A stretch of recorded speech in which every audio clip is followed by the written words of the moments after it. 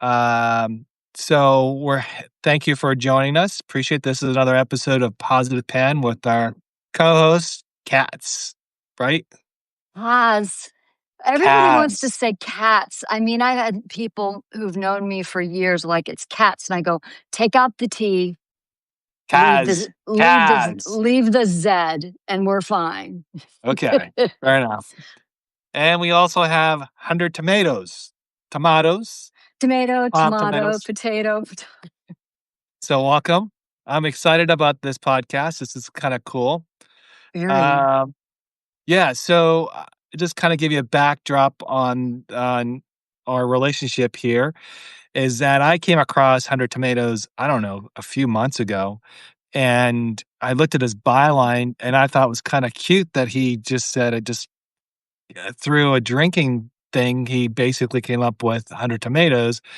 And that's how that relationship started. So, do you want to introduce yourself there, 100 tomatoes, and let us know a little more about you and let people kind of dive into your world a little bit? Yeah, that sounds great. It's good to be with you, John, and good to be with you, Kaz. Super excited to be talking about movies. You know, any day I get to talk about movies is a great day. So basically, this whole Substack started just in a bar in small town Wyoming, Saratoga, Wyoming, and it was with my coworkers. We were just kind of hanging out. We were talking movies, as you know, it's pretty on brand for me. And one of my coworkers was talking about a film she had seen. I can't remember which one it was, but she was like, "Yeah, and that website that does the reviews, I think it's called like 100 Tomatoes. Yeah, I think it's like 100 Tomatoes." I think it's called 100 Tomatoes. She said it multiple times, and I was like, "You mean Rotten Tomatoes?"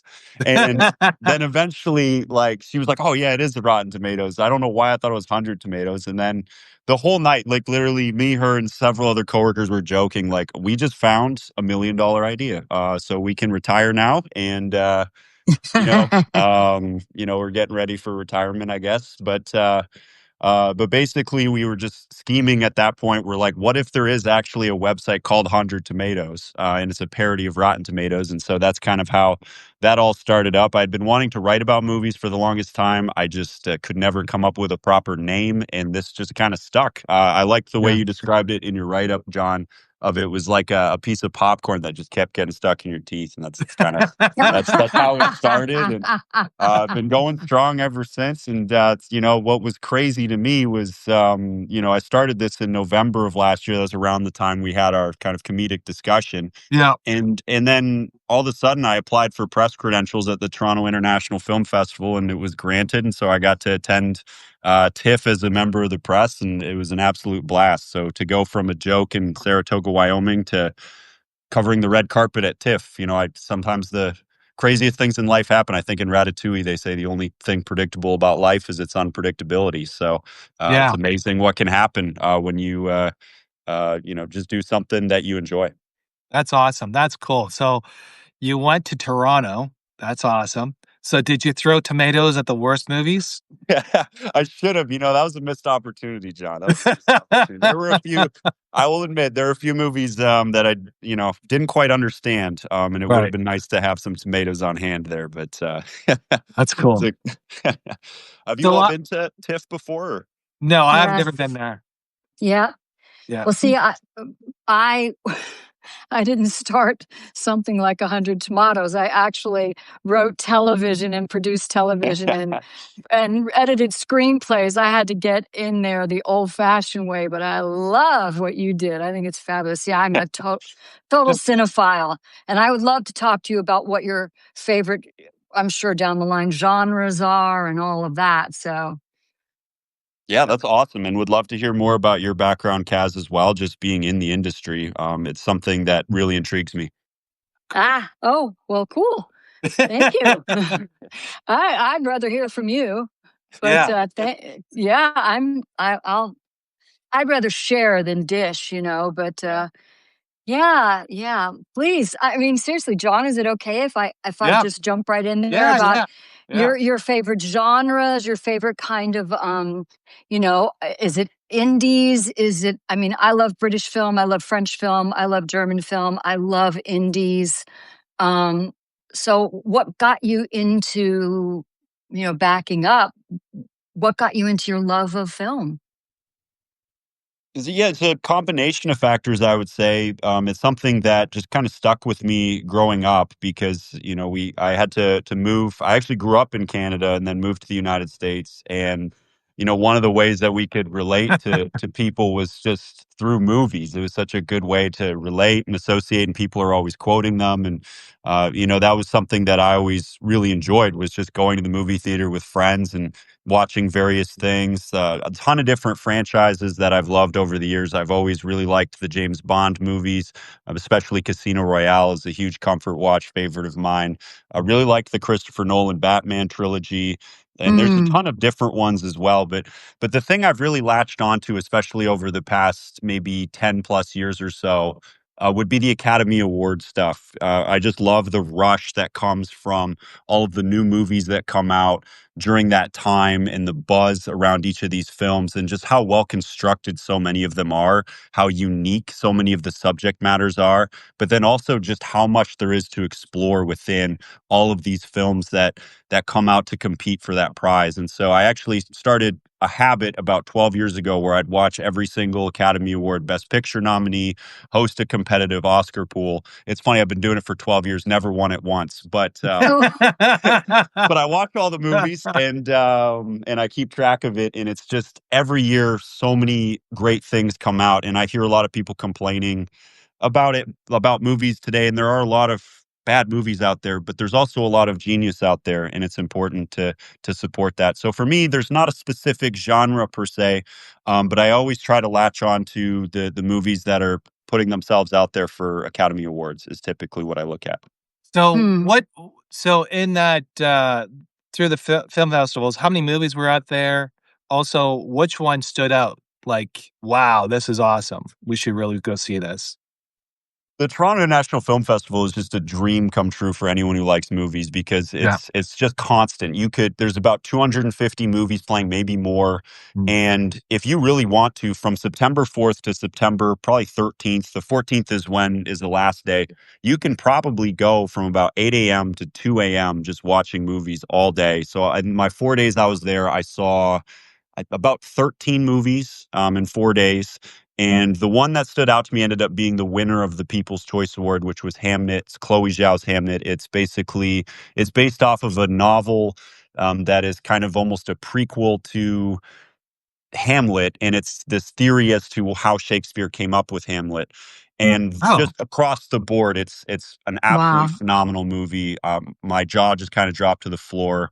Amazing acting from Jesse Buckley and Paul Mescal. The aesthetics, including the production design, cinematography, the score, all of every even the supporting cast. I mean, just everything about this was just amazing. One of the best movies I've seen in years. I don't want to spoil anything that comes out around U.S. Thanksgiving in November and then in kind of early December. But absolutely incredible movie. One of the best I've seen in years. Highly recommend Hamnet.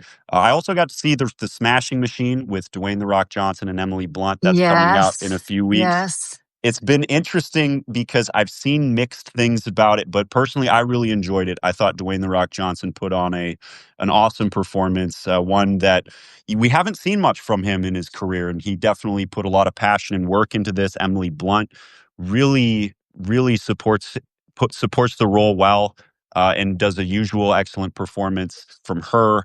So I enjoyed it. I also got a chance to go to a Q&A with Emily Blunt, Dwayne The Rock Johnson, and Benny Safdie, Oh, who cool. directed the film. And you could tell there was just so much passion behind all of the things and all the effort that they put into that movie. So those were two that stuck out. I can also tell you one that definitely I would avoid like the plague. So it depends on but those were definitely two of my favorites. Train Dreams is another great one. It's coming out Yeah, on Netflix. Clint Bentley with Joel Edgerton, Felicity Jones, William H. Macy, and those are the main three. But just a powerful movie that really helps you contemplate kind of the beauty of the mundanity within life. So right. there's awesome films at TIFF. Always is. This year was no exception. This was actually my first time, but over the Oh, years I've seen it. And yeah, Smash Machine, Train Dreams, Hamnet, all three really good films I would recommend. cool. So I got a quick question. about Dwayne Johnson. Now we all saw him kind of go. There's some viral videos or pictures of him, basically, um, really reduced in size. He used to be really big. Now, was he like that when you saw him up there, or was he? Do you know what I It's mean? Was even in yeah. attendance. Yeah, it's fascinating because I mean, by regular standards, he's still in good shape. Yeah, He's still lean, he's still, muscular. But it is to your point, when you look at him previously compared to now, he has definitely dropped a lot of weight, a lot of weight. And so he still looks Interesting. like he's in good shape, but he's a lot leaner now. For the smashing machine, he still was in kind of UFC fighter shape. So he doesn't Mm, look out of shape by any means in the movie. But he definitely has transformed over the years. There's been rumors circulating that it's for health reasons. I don't know if anyone knows the exact reason, but he definitely looked different. But he still is in very good shape. yeah. So more Cool. still, m- more still jacked. sleek is what I've yeah, more sleek instead of so very bulky. Hmm. Hmm. Absolutely. Hmm. Interesting. Interesting. So we're watching The Offer, and when you were talking about the movies that are coming out and all that. I don't know if you saw that movie or a TV series regarding about the Godfather, on how it became through its journey. I don't know if you saw that, but it's on Paramount, and a lot of it, like, I didn't realize how much it goes into making a movie, and I didn't realize how much scrutiny that The Godfather was, because when I got to watch it was probably when I was a little older, like, in my teens, but during that 1972, that film had a lot of issues, from the start. I mean, through the actors, there was every single thing, there was a battle to make that. I mean, do you see that with these movies, or do you feel like there is, like, some type of, like, when a movie finally premieres, do you think there's kinda like an aha moment that everybody feels good about it? Or do you think it's just another movie, move on? Because in the past, that's how I felt. Like, each movie, there was, like, a big, huge, like, "Yes, we finally made this movie." I think now it's more of a production, or do you feel like there's still some other stuff? I love that Mm, question, and I definitely need to mhm, check out this documentary because The Godfather is an all-time classic. And I would say what I love about TIFF in general is you can just sense so much passion amongst the people who are involved in making things happen.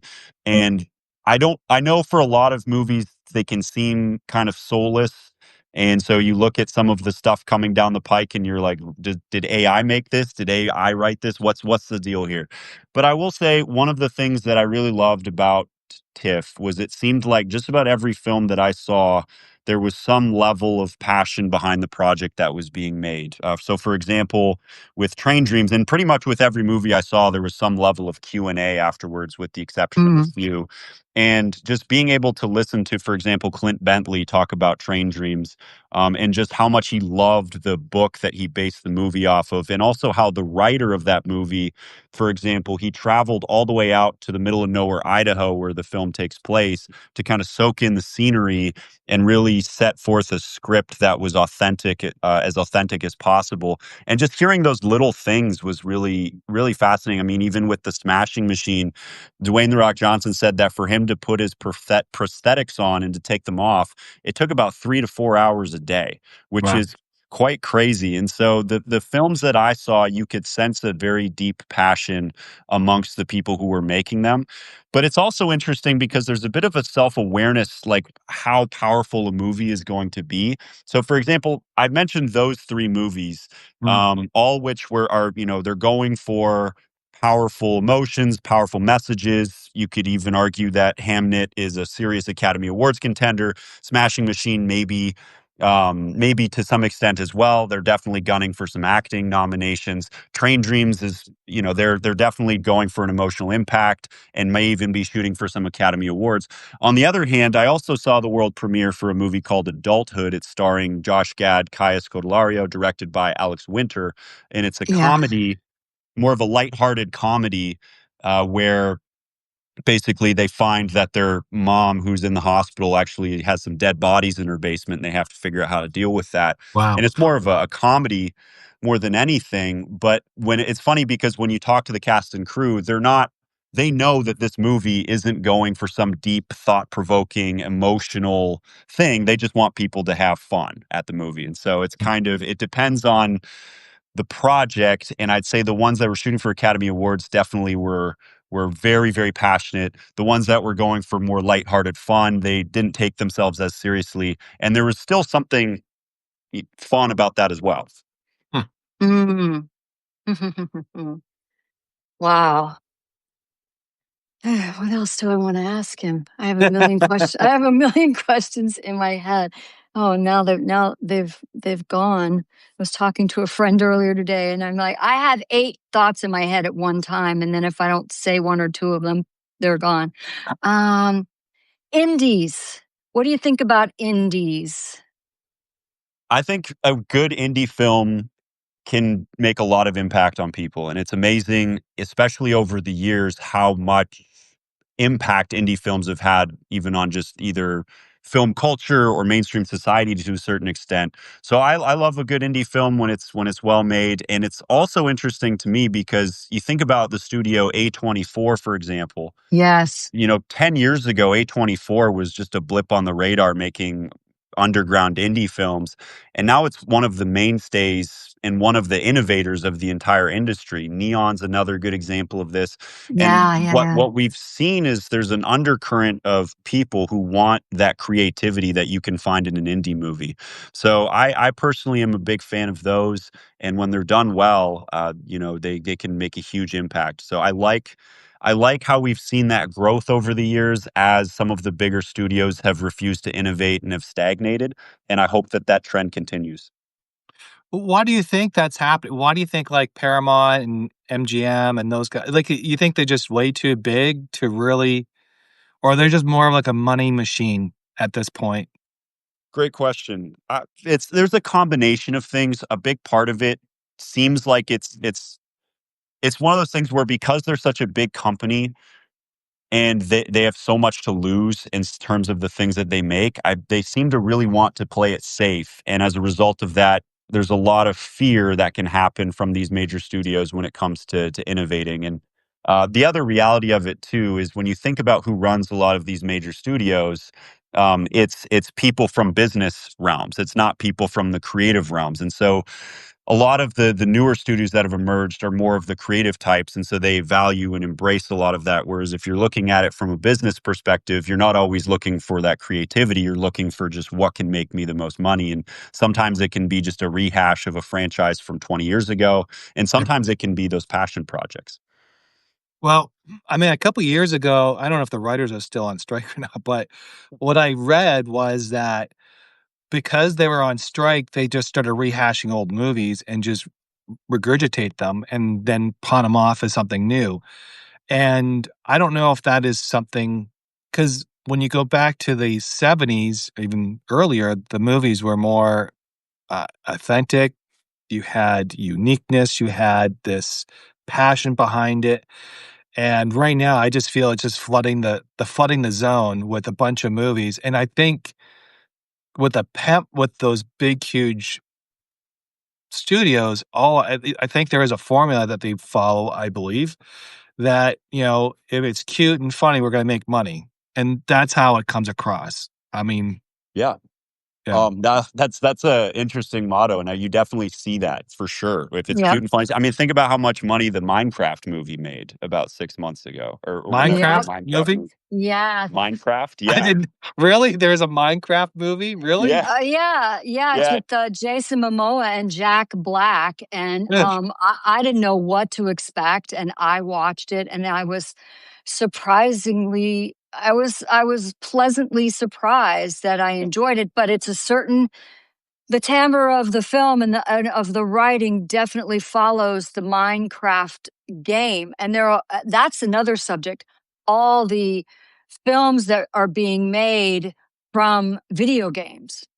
Mhm. are like Minecraft, very, very interesting. But to circle back to what you said, John, and I would really be interested, Hundo, if you would tell me, reboots, remakes, redos,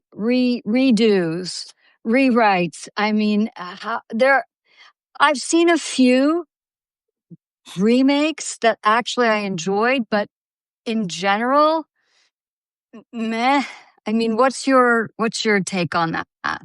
Yeah, it's a great question because it can be so hit or miss on a variety of different fronts. And to John's point earlier, they really are just kind of flooding the zone and seeing what sticks and what doesn't. And there's been a huge change in consumer attitudes as to what even brings them out to the theater anymore. And so, for Mm, example, Barbie was a massive hit.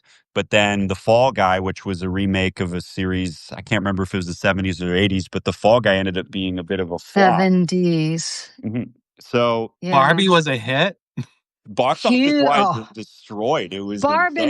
Yeah. Barbenheimer, The the Barbenheimer whole summer. marketing. Yeah, so it's Yeah. interesting what makes it and what doesn't. And I think what studios have started to realize is they don't really know what's going to work and what's not going to work. And so they're just trying out they're basically just digging through the treasure trove of IPs and just seeing like, can we make money off of this IP? So they tried it with Minecraft, they tried it with Barbie, they've tried it with the Fall Guy. There's endless reboots and remakes. I mean, even Disney to take their cartoons and turn them into live action, you see that too. And so they're trying just about anything and everything to see what works and what doesn't. Usually, I find that it doesn't work but sometimes it does, and it surprises you what does and what doesn't. When I saw, for example, 3 years ago that Top Gun Maverick was coming out, a sequel that Oh, was, yeah. Right, right, I think right. that was there's what, a 40-year gap between the sequels maybe. Yeah. And I was like, "Are you really?" They're like, "So you're digging up Top Gun to try and make money?" And it ended up being very good. Like, it ended up being very good. On the other hand, Gladiator 2, 20 years after the fact, was a massive disappointment. And so I don't know what it is, like, Well, why that that. Yeah, go storyline, ahead. that Mhm. storyline wasn't good. It That was number thin. 2. It was It was thin. just it was like it was thin. It was just kind of like the so in especially in writing, you got to like I'm writing this book and I have to go back and add more content and build and kind of like build the characters and give them some kind of like some credibility of some sort so the readers know who they are. And I think that's what happens with a lot of movies. They just like they run flat and they just don't really build the characters. They don't give them meaning. And I think that was something I forgot his name, but the guy who did Schitt's Creek, his father, he said invest time in the character. Eugene Levy. That's it. Eugene He Levy. said he said invest time in the character. Even though it drags out a little bit, you invest that time because then then you readers, your viewers will buy into that story because then it becomes more it's more like if you look at Schitt's Creek, that's true because once you buy into that story, you don't see them as billionaires or, you just see them as normal people kind of trying to make their life work. And that's what I think that's what stories work. And I think that's the problem with some of these movies that come out. They don't build the characters at all. Well, I and completely screenplays agree. are. Oh, sorry. Go ahead, Oh, yeah, please. no, I was just gonna say I completely agree. I would love to hear your thoughts, Kaz. No, I was just saying screenplays I always found because I edit some screenwriters' screenplays and commiserate with them. And I found it much easier to write episodic television or to write stage productions um, or music because the scope of a full length film and all the components that are needed not only to make it engaging and interesting, but to keep you with them. If the exposition is too long and it takes 30, 40 minutes to get into it, then you're going to lose people. Like, well, where's this going, and how are these characters relating to each other, and what's the arc and all of that. But I think, and I would be very interested to hear what you have to say about this, Hundo, is And horror. horror films, because I'm not a huge fan. My son and his girlfriend are. There are certain ones that I absolutely adore. I'm not too much for entrails and tons of gore. That's me. Although I have been going to Hollywood to horror nights at Universal Studios, walking through their 10 houses. That's fun.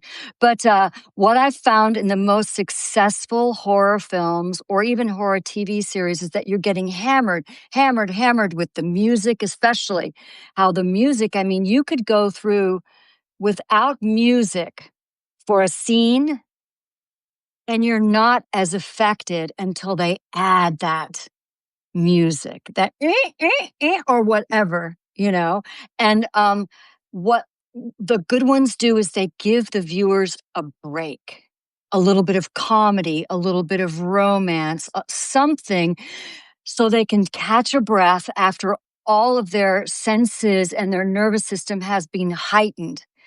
They give you a break. I don't know. How do you feel about horror The films? Jason one didn't turn you on? Just kidding. Oh my gosh, the Jason house at Universal Studios Florida Horror Nights is my son made me go through it twice. And the second time I have my face buried in his back. And I'm looking at, because every chance it gets, there is a scare. To one point, they target the scaredy cats. To one point, one of the Jasons just came right here, and I could not ignore him. But it was perfect. It was absolutely perfect. But Jason, scary. But anyway, back to you. What are your thoughts on horror? Yeah, Thriller / horror. I know they're two different genres, but and they sometimes meld, but yeah. There's so much to unpack there, and I if you guys got another 8 hours, I'd love to go down this rabbit hole with you. But to be continued, part 2, part 2. Yeah, but really, I agree with your assessment on horror, and when it's done well, it can be extremely powerful, and extremely effective in engaging audiences. The music, the score in horror. I mean, you think about over the years how many iconic scores come from horror films. The riff from Halloween. I literally just have that looping in my head right now. Michael Myers, as I'm thinking about it. Just the iconic soundtracks that have come from horror over the years, and it's interesting because you're now starting to see more respect for how much effort, how much work, and how much creativity goes into some of these movies when they're well made from the Academy of Motion Pictures and Sciences. Because last year they were able to give a Best Picture nomination to a body horror film called The Substance, and I remember going into that. A lot of people were saying, there's no chance the Academy doesn't respect this type of movie. And lo and behold, it got a lot of love, a lot of recognition, was received very well at TIFF. And it's a grotesque movie. I mean, the last third of that movie was just a lot of shock value. Yeah. But really, when you think about it, it was very clever in its message, in the way that it uncovers some of the body standards and beauty standards that are unrealistic and crazy that you see within Hollywood and elsewhere. So that's a really good example of horror well done in my mind. But also, Get Out from, I think it Agreed. was Oh about my 8 years gosh. ago. Yeah. Get Out was extremely clever in the way that it looked at race relations, but also entertained, and was pretty creepy in certain respects. So horror films, to me, when well done, are some of the best in the business. It's just a question of if it's well done. And sometimes they can get pretty lazy. By the time you reach about Saw 6 or Saw 7, you feel like you've probably seen the same movie over and over again. So for me, the ones that are creative can be some of the best in the business, but it's just a matter of making sure that we reward those and not the Paranormal Activity 16 or the Saw 27. Terrifier. My kids love Terrifier 84. But yeah, I mean, circling back to Substance, Demi Moore won a lot of awards for that, and she really put herself on the line because she is admitted to getting plastic surgery procedures, and she really addressed that head on. Her own life and procedures, and her own idea of how she can best look. I mean, the woman is just stunning. I think she's 62 and she's just stunning. And she has the ability to take exemplary care of herself. But the fact that it was so grotesque in a futuristic, could be close to the present aspect, I think really gave so many people food for thought. And it was especially focusing, not targeting, focusing on women, above a certain age, whom I happen to be in that category, and how we are looking at ourselves, how we're judging ourselves, how we're self-validating or not, how we're giving ourselves self-confidence, the pressures that we feel to stay thin and lineless and not no gray hair and all of these things, because that is external pressure that says you are valuable and you're worthy if you continue to look like this. But I mean, let's get real. I don't care how many facelifts a woman gets, how much Botox she gets, how much filler she gets. I mean, she's never going to be 25 or 35 or 40 again. She may look great at whatever age she is. And that's what the substance did. I really applaud that film, and people said that she was brave, but I knew she was a good actor. But she had been maligned for a really long time of being just one of the brat pack, and she'd done so much more than just in the brat pack. And I'm yeah, for horror thriller, I think that's a really good example. Yeah, I loved that movie and just all of the things that it explored. And to your point, Kaz, the redemption arc from a career perspective for Demi Moore by taking on this project has been incredible. And she showcased her talent a Oh, lot within that hmm movie. And so definitely when horror's done right, it can be some of the best movie watching experiences that you can have. hmm Yeah, you were talking about score. There's one score over what, 3 or 4 films. They get kind of worse as time goes on, but that's 2 notes Yeah. that just initiates horror into people, and it's 2 notes. Yeah. Da-da, Yep. da-da.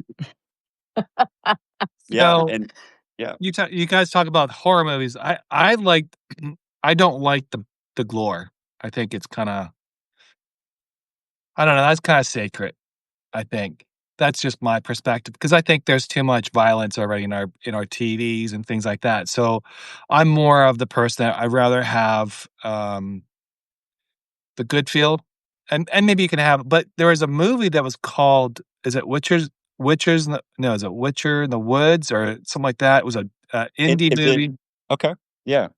And it was filmed with just a camcorder or something like that, and they were just filming each other, and they had those little things that was and it was all in the woods, and it was all, like, all point of view, and they were, like, kinda like that one was, like even though it was scary, there was nothing there to be scared about other than they're just hearing noises and distractions. Um, I thought that those type of movies where it just takes your senses and your and kinda, like, make you believe that was happening versus the glory stuff. I think that's Like Blair, not yeah. I Blair think Witch that Project was like that that's too. it, Blair Witch Project. That was actually filmed in, Maryland, and I think it's called Emmitsburg, not too far from us. It's about 2 hours or so. Yeah. That's a really good example of horror done right, I would say. Blair Witch Project's a great example. And I would say from the point with the gore, I would agree with you, John, on a lot of cases that if it's gore for the sake of where it's excessive or it's just for the sake of shock value, that's where they can lose me. There was a few films I saw at TIFF, for example, that really went for that shock value for the sake of shock value. Mm, And that just mm, doesn't sit well with me. If you have an overarching point to it and it's gory and it's a bit gratuitous, but there's a message behind it, or there's something that they're trying to make from a commentary perspective, I can latch onto it a little more. But definitely not a fan of the gore for the sake of gore, or just for the sake of Mm-hmm. shock value. Mm-hmm. But Blair Witch Project's another good example of how it can be done, right. Yeah, they try to make a sequel on that, I believe, right? And it didn't pan out, but that was No, yes, they did. yeah. They did. So, but I have a question for both of you. Which famous person have you, like, I mean, in your movies, actors, and all that? Like, what famous person you were into, like, got to meet and interact, maybe sit down for dinner? What was that like? Mm, one of them I can't mention. I can't mention. He's too controversial. Oh, let me have a think about Donald Trump? No, that. just kidding. Very close though. Oh. Very close though. My gosh, never mind. Um, well, I'd I have to think didn't about this one. Yeah, go ahead. positive. Well, I'm not a disher, Yeah. and I'm kind of I do still I don't know as many well-known people as I used to. I because I've just left most of that behind. I can tell you I've had kind interactions with what we would call those people in that thing where it's, that woman in that thing or that guy in that thing where you recognize their faces, but Yeah. you don't know their names. And when I was auditioning for a television series in Burbank and at Warner Brothers, and I was 8 months pregnant. Oh. So I looked like half a capsule, and and A check about the burst. oh my gosh. And the person who played opposite or auditioned opposite from me, who still works all the time, he was just genuinely so gracious and so kind and so helpful. And he this is the trick. He helped me do very well and look very good. We worked together. I didn't get the role, but he said it wasn't the casting director said it wasn't because they didn't love me. There were other mitigating factors. But yeah, I've found that some of the people they would call B list, I don't like that, C list, were so gracious and so kind. And a few of the extremely famous people I either worked with or danced with or took class with, there's a certain type of kind of sphere they keep around them, Mm. or uh, protective group they keep around them. So it's oftentimes difficult to get in to actually really relate to that person, unfortunately. But I get it. I Yeah. totally get it. So, 100 Tomatoes, have you met with anybody that was famous? Oh, It's I'm funny sure he has. it's funny you asked this question because I'm trying to like dig through the treasure trove of kind of movie experiences, but I've realized that I haven't really had a chance to get to know a lot of people in the industry. I've mostly admired it kind of just as a regular moviegoer. But two of the people that have stuck out to me in terms of just being able to be around them and listen to them. First was Jason Momoa, who is very, Yeah. very friendly individual and just very boisterous, great personality. I mean, what you see on screen was very similar to what you would see in public. Mm. And just, I mean, one of the things that really stuck out is he makes random appearances just kind of all over the country. And what's amazing is, the people, there will be tons and tons of people who get wind of this without him even advertising, asking for autographs, trying to chat with him. And it's amazing how long he'll stick around to talk to everybody, to sign different things, to get pictures with people. He's really someone who tries to give back to his community, and it's very admirable. So he's someone who I've definitely admired, just not from an acting perspective, but from an individual perspective. Would love to see him take on some more serious roles or something similar to what Dwayne The Rock Johnson did. Because I think as of now, it's Aquaman, and I want to say maybe one or two other projects. But I really liked his personality. And then Dwayne The Rock Johnson is just such a electric individual. I mean, the charisma, you can sense why this guy is as popular as he is, because he's got just endless buckets of charisma, basically. He told all kinds of funny stories when I got to see him. And the big thing that really hit home with me that was interesting was he actually grew up in Canada a little bit. His dad was Canadian, or his dad's Canadian. He Yeah. played for the Calgary Stampeders for a little bit, the Canadian Football League. But one of the things that I never realized is he comes from very humble beginnings.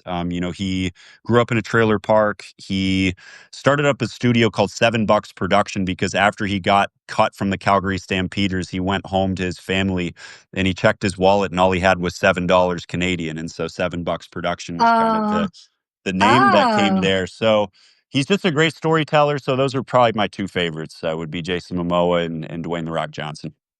So there was actually a TV series of Dwayne Johnson as a kid, and I can't remember um, what it was called. Hang on.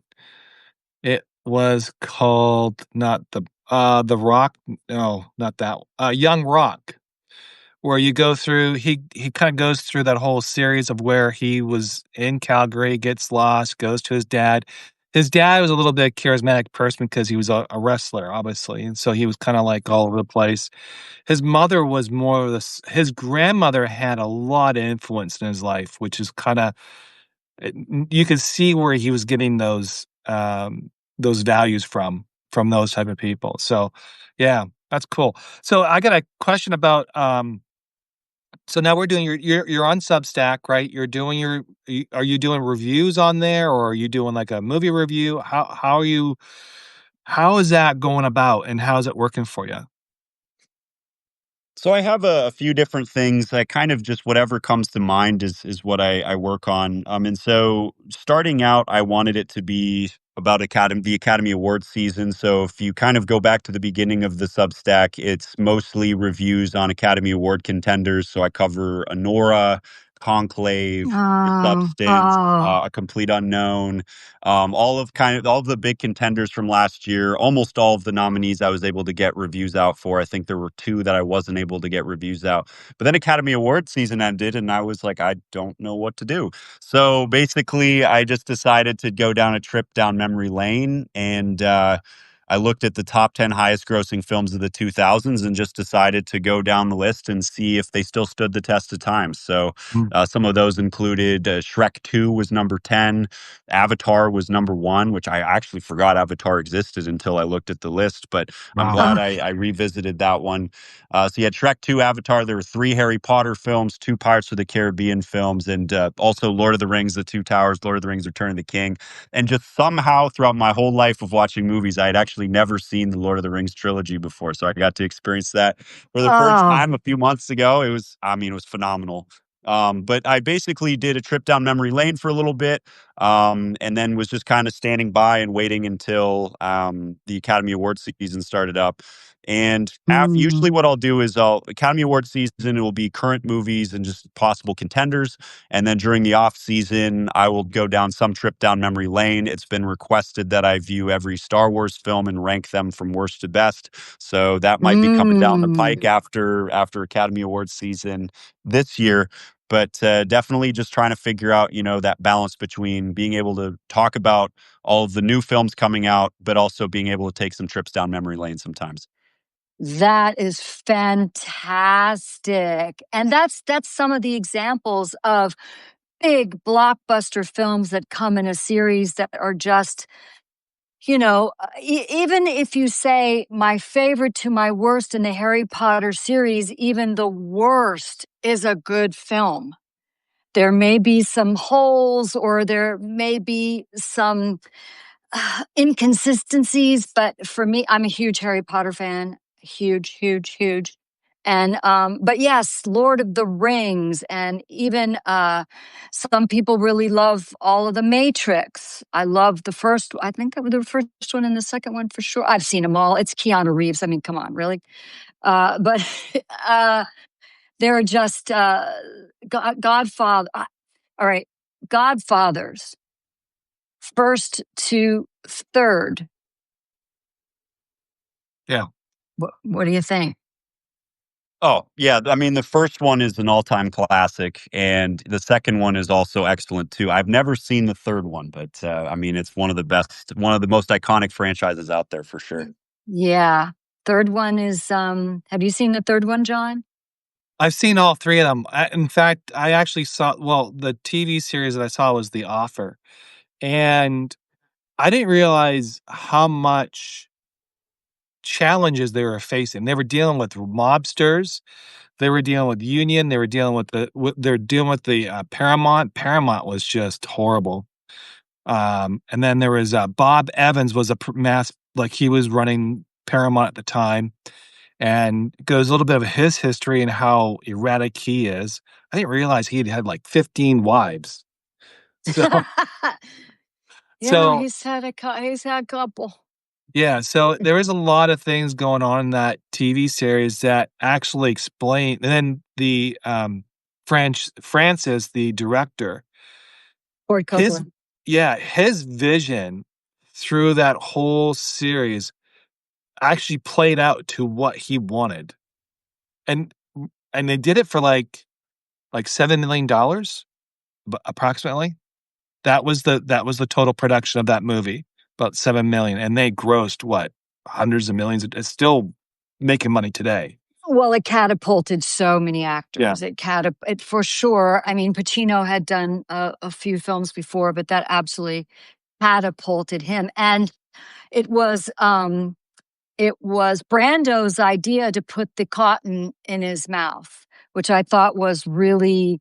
I mean, he was the actor's actor in every sense of the word, but it was Right. his idea to put the cotton in the mouth to just elicit that tone, that style, that He well, so those two characters, the first one, sorry, I don't mean to interrupt, but the first one, Al Pacino, Bob Evans hated him, didn't want him, didn't care for him, and it was Al and actually, Michael discovered him and said, "I want him."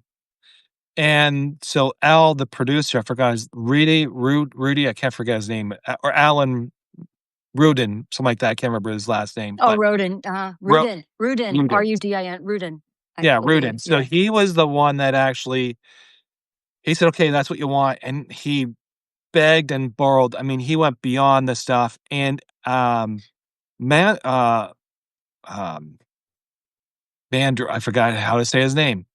Um, the main actor there, that, Brando.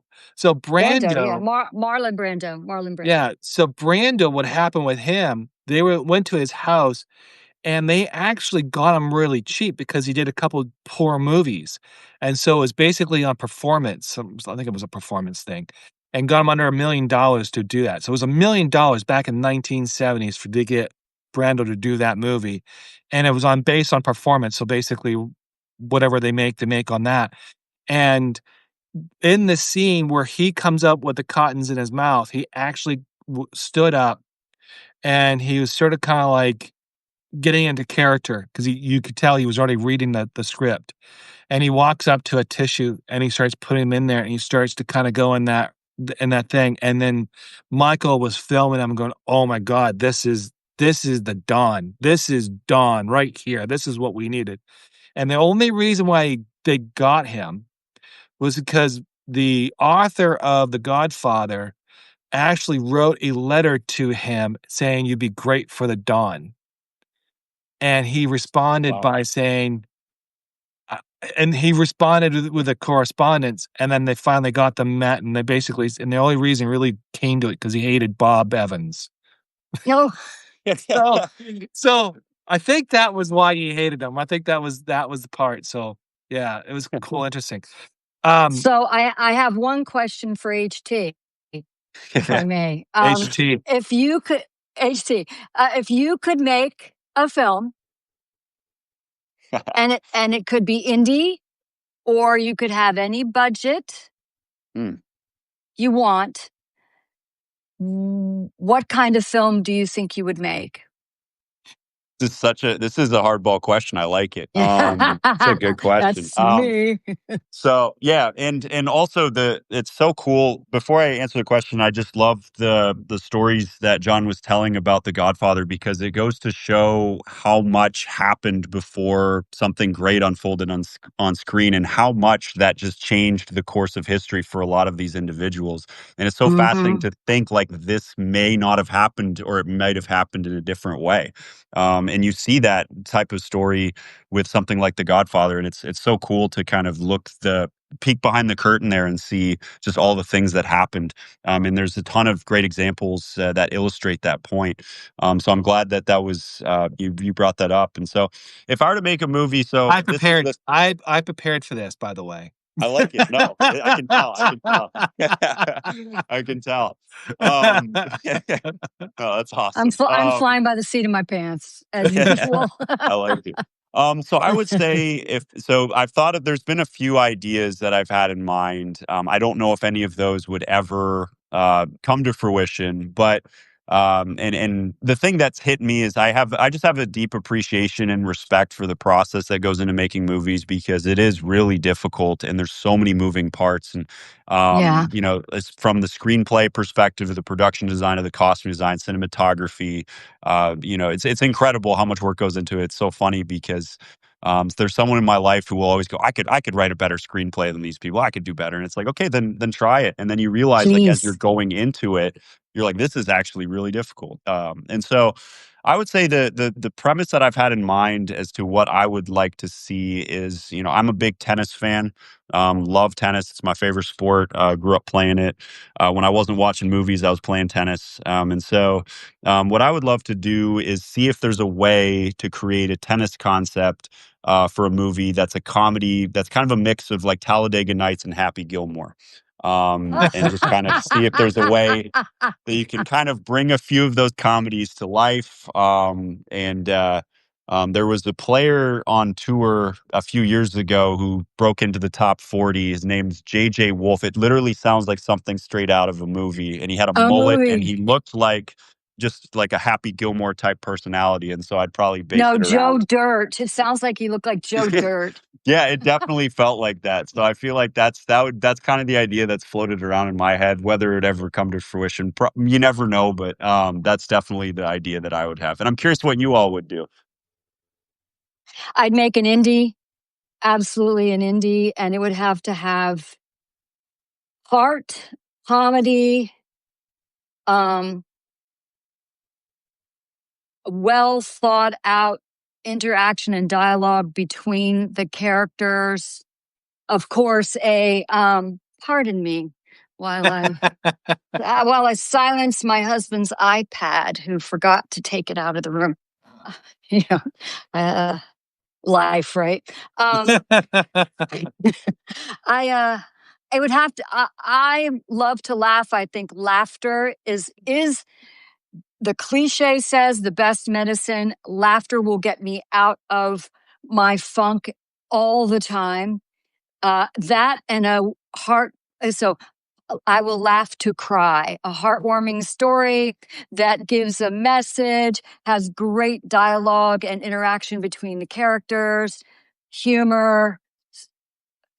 I could write yours with you, HT. We would just because that kind of sounds up my alley, and it could still. I mean, Happy Gilmore had heart.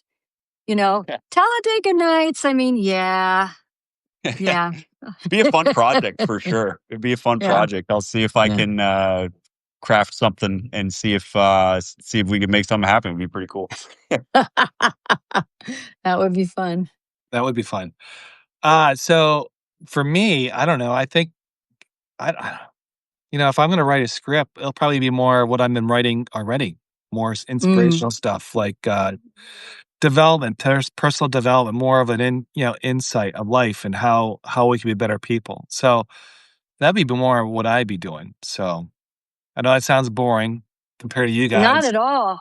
No, come on. There are some great. I mean, I think about something like the film. I don't know, HT, if either of you have seen it, but like Water for Chocolate, which was a film done in Mexico, and to U.S. audiences or North American audiences. The actors aren't really recognizable. The male lead goes on to do a lot of other work, but it has that. It has history. It has family dynamics. It has heart. It has a sad but very romantic ending. It has a message.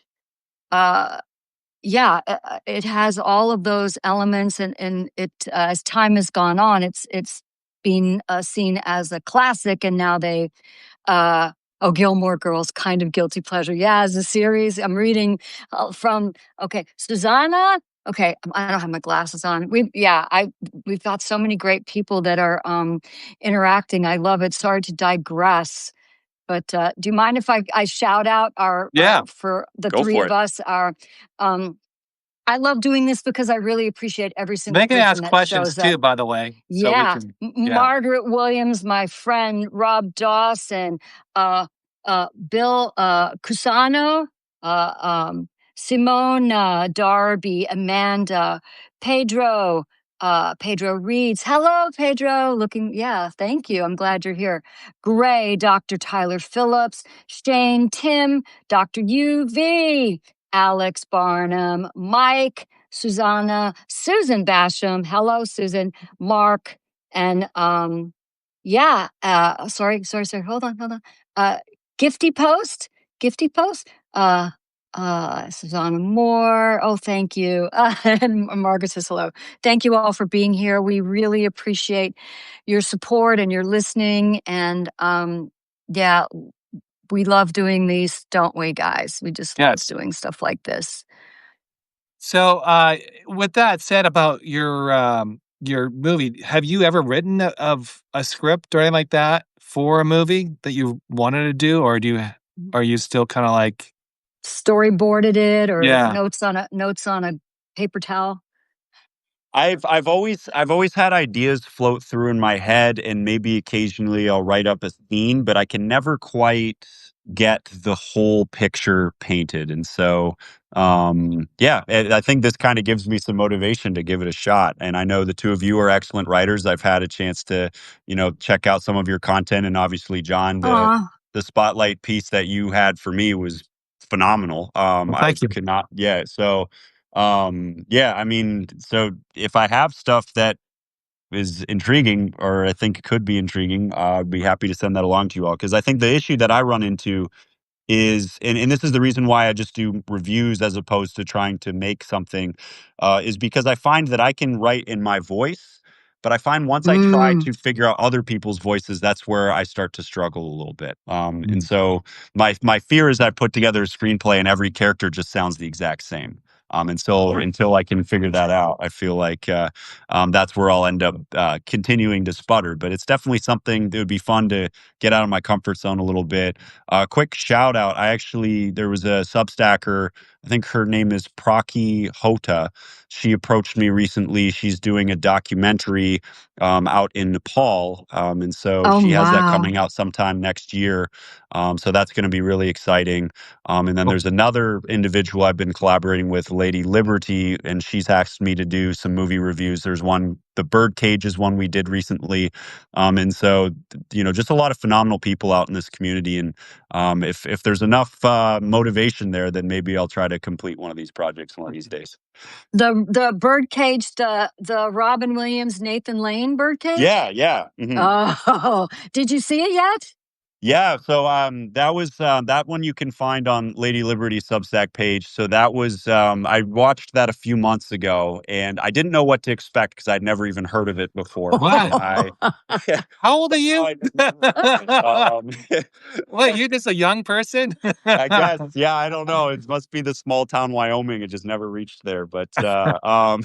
Wow. But Well, Well, yeah, no, do you it's have Blockbusters still there? no, they're gone. everything gets there by Morse code. So I was going to say Well, Mule Train, but no, if you've seen The Birdcage, then you need to see Priscilla, Queen of the Desert. okay, I'll have to put that on the list for sure. But That's the that's next one. Same genre, but takes place in Australia, outback.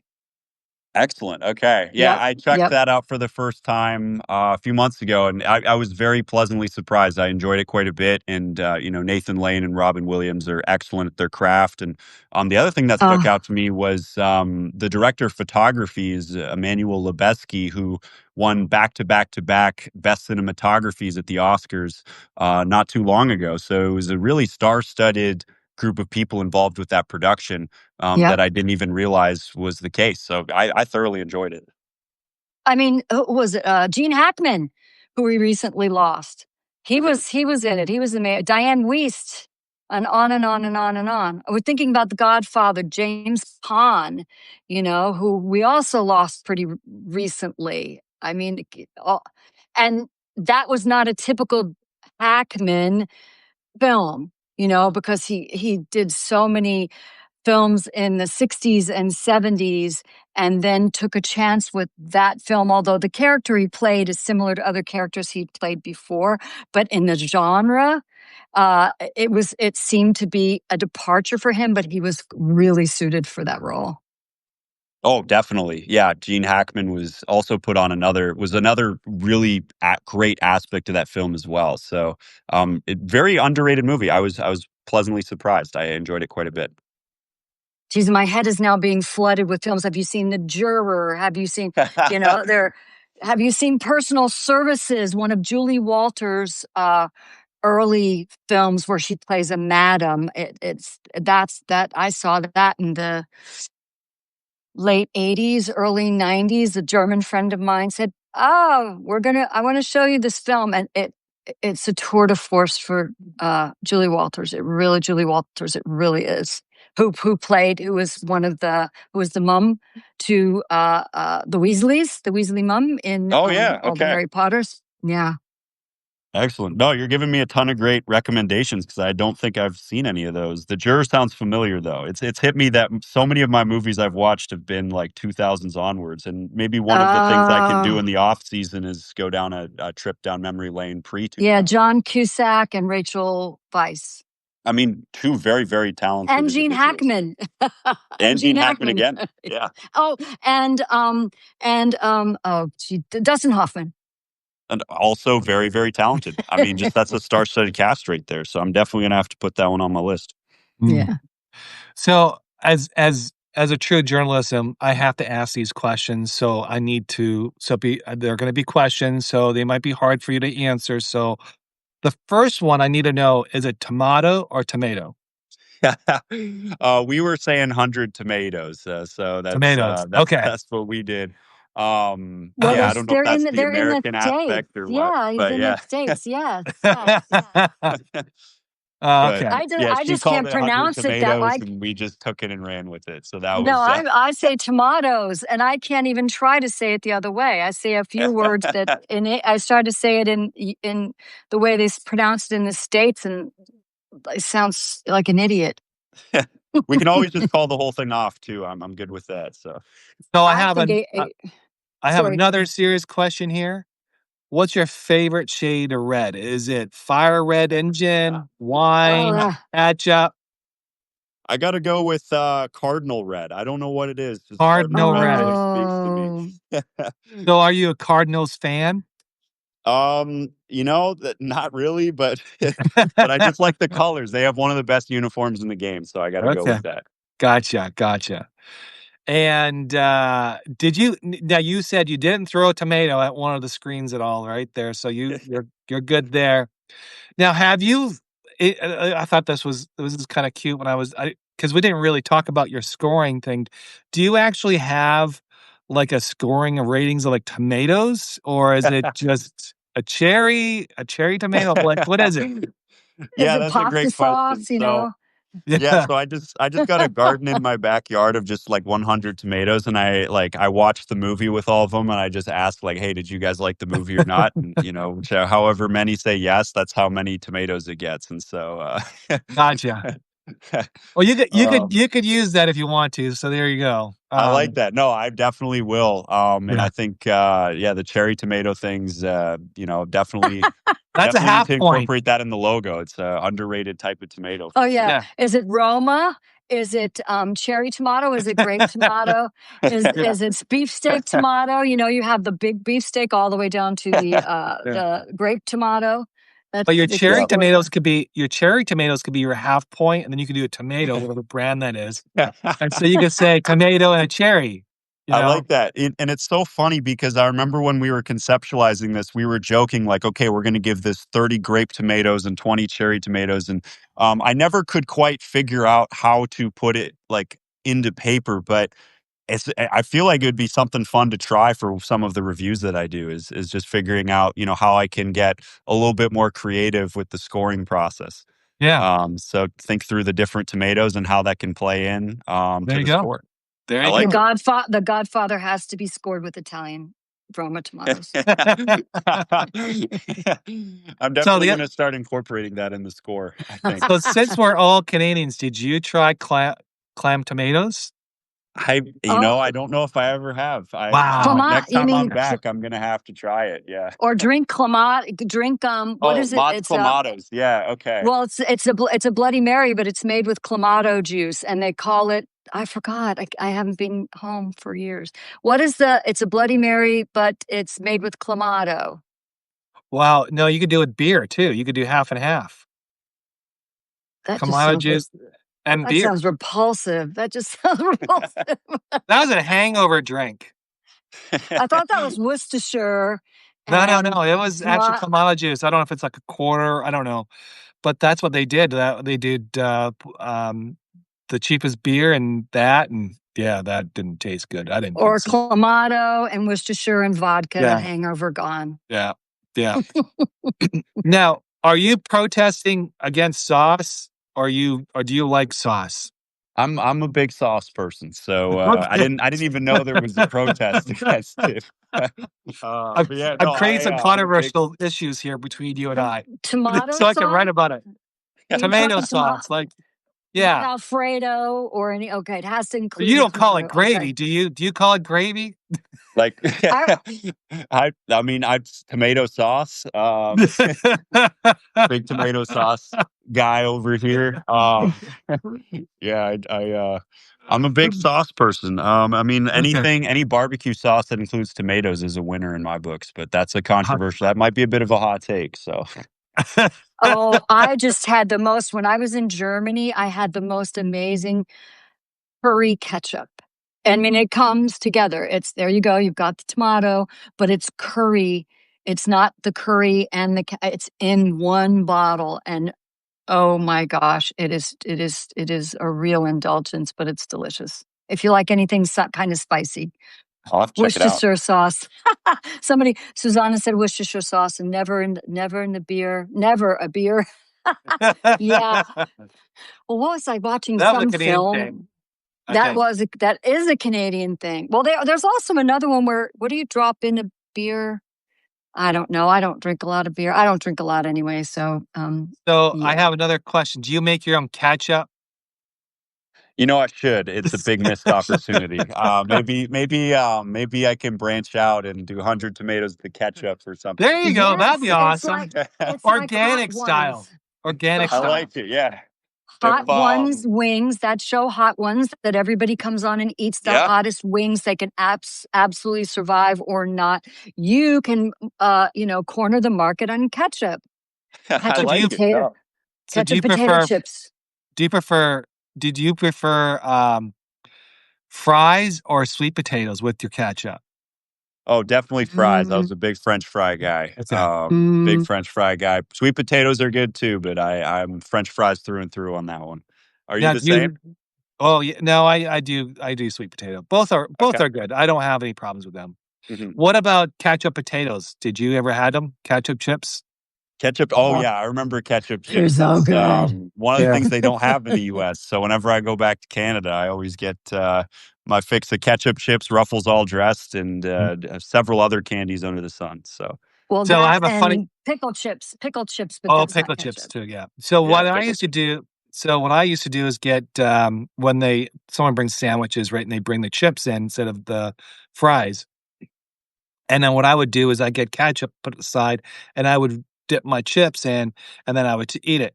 I was eating with one of these American, So, I don't mean to be rude. I am American as well. So I'm sitting there, we're having lunch, and that happened, right? The ketchup, they brought chips and they brought the sandwich, and I was like, I got the ketchup and I put it to the side and I'm dipping there and they're going, ew, ketchup and chips. I said, you haven't tried it, so you don't know. So yeah, yeah. That's It's that's underrated. it's underrated. Like nobody understands. I think it's even better than barbecue, to be honest. Yeah, it's got a more distinct kind of kick to it that Flavor, I yeah. enjoy. Yeah, Well, it's the vinegar that kicks it that and makes the sense. sweetness. So ketchup on a hot dog or mustard? I feel like I'm contractually obligated to say ketchup So on a hot ketchup. dog. I don't know if I can. Feel like it'd be kind of weird if a guy who made a Substack called 100 Tomatoes is telling you not to put ketchup on a hot dog. I All right. just Well, have you ever been to is it in Spain where they have the event where they throw tomatoes at people? You throw tomatoes at each other? I'm gonna have to. That's a bucket list item of mine for sure. There you well, if you go. go, I'm going with you because that's what I Yeah, want no, to do. Yeah. absolutely. That would be a good Instead of the opportunity running for of, all of it's us. safer than the running of the bulls. So, what's next in your table? Like, what do you what's going on next? What's the what do you plan on the next couple months here? What's the Yeah. goal? Yeah. Coming down the pike, we got a lot of stuff, so hopefully I can get it to come to fruition. It is just something I'm working on in my spare time, so I'm just trying to make as much happen as possible with as much time that I have. And so this week, stay tuned. I'm hoping to get an interview released of a film director named Darlene Neponce. And so Mm. she had an indie documentary that was featured at TIFF this year called Aki. It's a love letter to her home community in Northern Ontario, Oh right wow. around the Sudbury area. So Oh wow.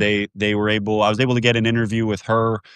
We walked through kind of her vision behind the film, just her career, all of these different things. So my hope is that interview can be published by the end of the week. So I'm very excited to release that for the 100 Tomatoes subscribers.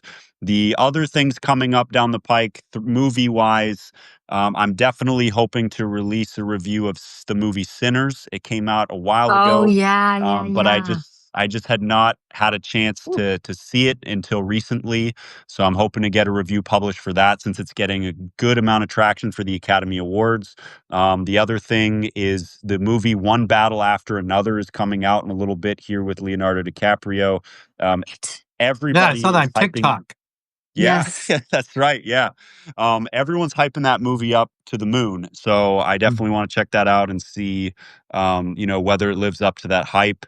And then the last thing is I have a collaborative project going on again with Lady Liberty. The hope is we can get a retrospective on Brokeback Mountain in October. So we'll see. Okay, So Wow. bit Okay. everything. So that's we'll see awesome. how much of this gets published and how soon. But those are the projects in the pikes right now. Oh, cool. So are you just on Substack? Are you on elsewhere? Where are you at? Currently just Substack, just 100 Tomato Substack. I've contemplated branching out to other social media outlets, but as of now, I've been enjoying the community in Substack a lot and haven't really felt a need to have to go to any other outlets. Okay. Obviously, it's been great the past year just meeting awesome people such as yourselves and everybody Thank you. else. Back at ya. Okay. So, uh, is there any other final things, Kaz? Anything else you want to say? We don't have enough time. We don't have enough time. We need to do this again. And I'm going to be starting a live when I get around to it sooner than later. And yeah, I could talk films all day. Okay. Yeah, go Is ahead. there anything else you want to say there, 100? Just really thank you all for your time and appreciate this chat. It's been great learning from you all and being able to discuss movies. Like I said at the beginning of the live stream, any day I get to chat movies is a great day. So very Yeah. appreciative. Yes. I'm really Yes. excited to see what you all got coming down the pike. And in the meantime, would love to connect again in the future to talk film. So anytime you all want to do that, I'd be more than happy to make it happen. Well, yeah, we definitely can do this again. And, maybe when you do your collaboration, maybe we could follow up on that. That'd be cool. and talk more about that, or if there's even the One Battle movie. I think it's One Battle. Is it One Battle? I'm not sure. Yeah, Um, one battle after another. One that's it. battle after another. They say it's not about divorce. I'm wondering if that is. I'm not sure. You got to wonder. Yeah. So what I'm going to say, hey, thank you for joining us. Kat's pleasure. Thank you for being a co-host. I appreciate that. 100 Tomatoes, man. I was really funny when I first read your story, your head byline. That really cracked me up. So thank you. Appreciate your time. Thank you for coming on the show. And you know where to get them. 100 Tomatoes. Go find them. Go see them. And he writes some fun stuff. Exclusively here on Substack. Yep, exclusively. And in the meantime, I want to say thank you, everybody, for joining. Appreciate your time and have a great day today. Thank you. Yep. Thank you, everybody. Bye. Thanks. See ya.